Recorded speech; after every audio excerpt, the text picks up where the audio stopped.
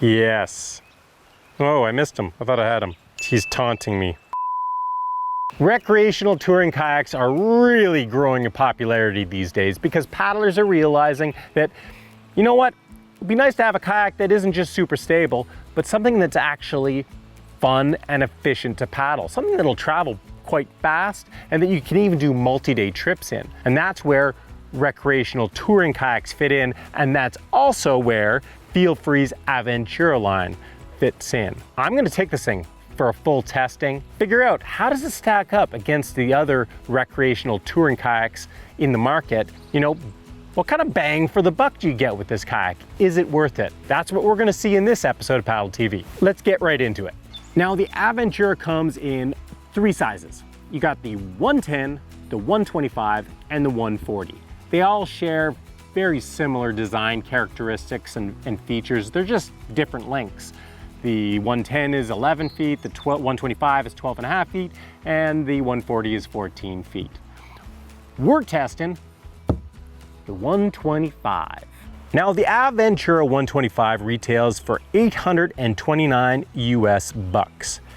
It's 12 feet, 6 inches long, 26 inches wide. It weighs 55 pounds. It has a capacity of 350 pounds, and its primary use is for all conditions. The Aventura is a rotomolded kayak. It has grab handles at both ends. It has perimeter lines and deck bungees on the front and back. It has a comfy looking seat with adjustable backrest, padded thigh braces, along with adjustable foot braces. It has sealed bulkheads in the bow and stern that divide the kayak into 3 separate compartments. It's got a drop-down skeg. And on the bottom, you've got a replaceable skid plate. Now, $830 for this much kayak seems like a great deal to me, but is it a great deal? And that's the question we're going to answer. And so I'm going to get geared up, I'm going to hit the water, and we're going to find out, is this thing a spanking deal or not?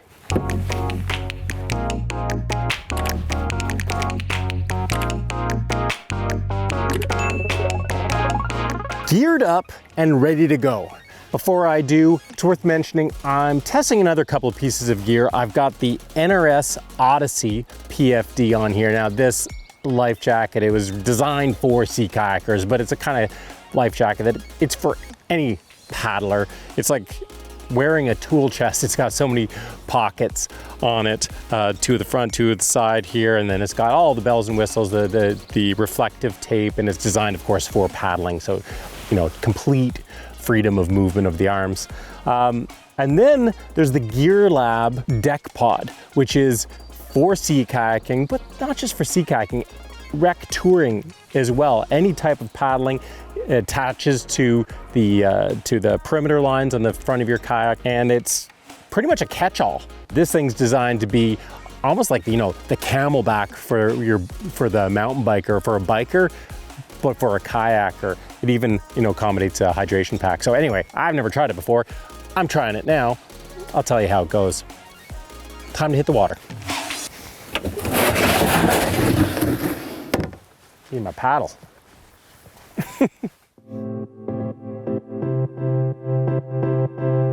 Hey, before I get right into this review, quick favor to ask. If there's any kayak that you want to see reviewed, let me know, but also let the manufacturers know. Send them an email, do what you can. Let them know that you'd love to see me review the kayaks. And if you did buy a kayak because, or in part because of one of my reviews, you know, leave a comment down below. Let me know, let them know. You know, I want to keep doing these reviews, and it really helps for the manufacturers to know. I don't charge them anything for it. That's how I keep these reviews completely unbiased, and I want to keep doing them, but they need to know that it's of value to people like yourself. So anyway, let's get right into the review.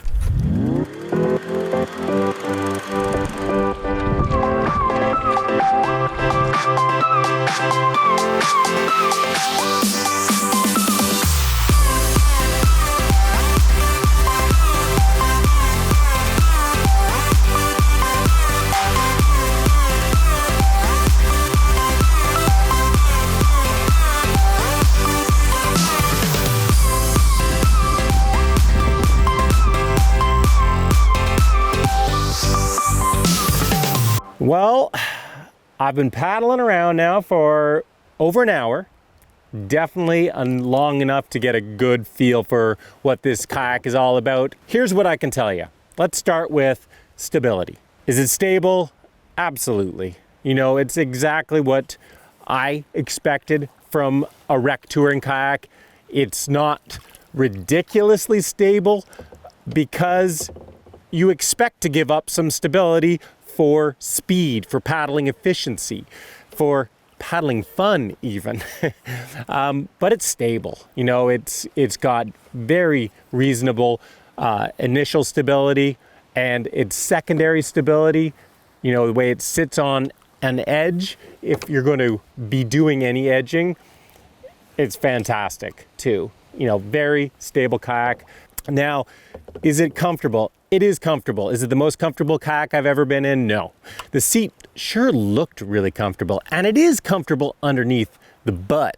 But one thing that's, you know, I really noticed missing, which I'm not surprised it's missing, it's an upgrade you expect from a more expensive kayak, is a seat that provides support under the legs that you can lift up, and it holds your legs up. And so what ends up happening is my legs are splayed out.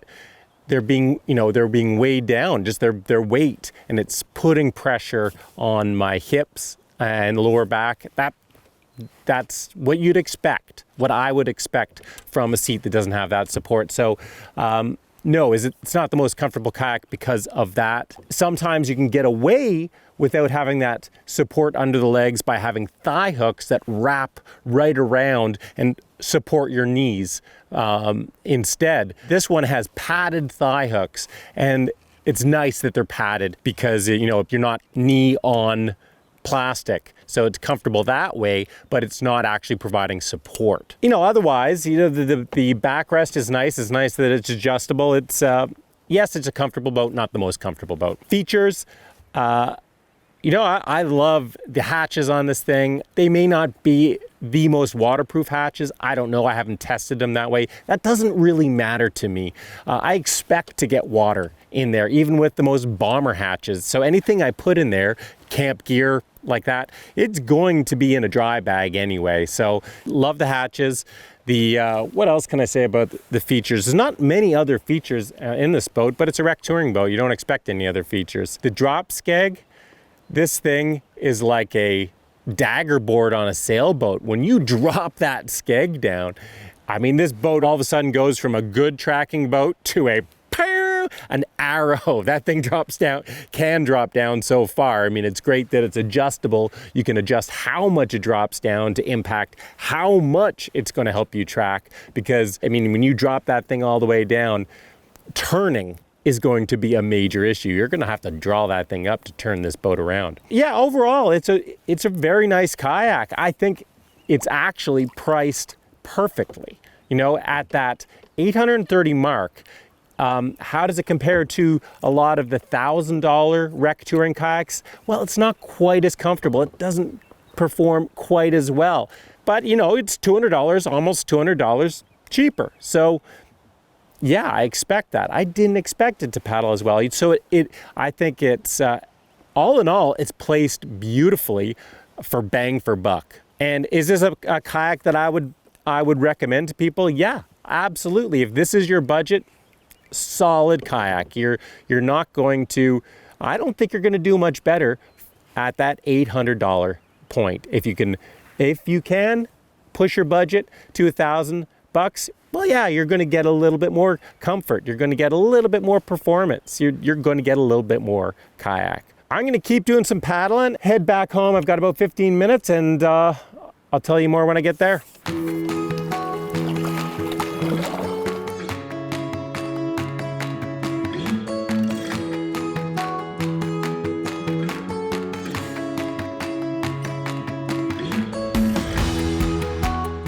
Well, not much to add about the Aventura.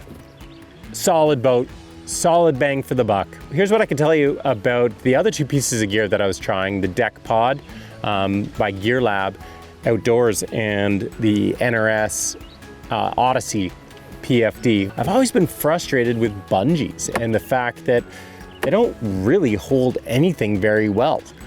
And I love wearing when I'm mountain biking, something like a Camelback, a pack on the back that has hydration bladder, that you put snacks in, you put the tools that you need. And in this case, bilge pump, paddle float. I got my water bladder in here. I just pulled this water bladder from my Camelback, threw it in here, and I had a couple of snacks in here. So cool accessory. I will definitely use this on future trips. The PFD, I'll be honest with you, I don't have a whole lot to say about this PFD. I don't have a whole lot to say about any PFD. For me, it really comes down to, is it comfortable to paddle in? And does it have pockets for the things I like to bring in the water, like sunscreen, lip stuff, my phone? And yeah, it's got tons of pockets, tons of space for that stuff. It's comfortable. I mean, thumbs up on the life jacket too. If you're looking for a deeper review of this life jacket or any life jacket, well, I'm probably not the guy. When it comes to kayaks and paddles, I can go deep. I hope you guys enjoyed this video. We got lots more coming, so if you haven't subscribed, please subscribe and make sure you hit the notification bell, because not only do we have gear reviews, we got tips and we got paddling adventures. So we'll see you again for another Paddle TV adventure.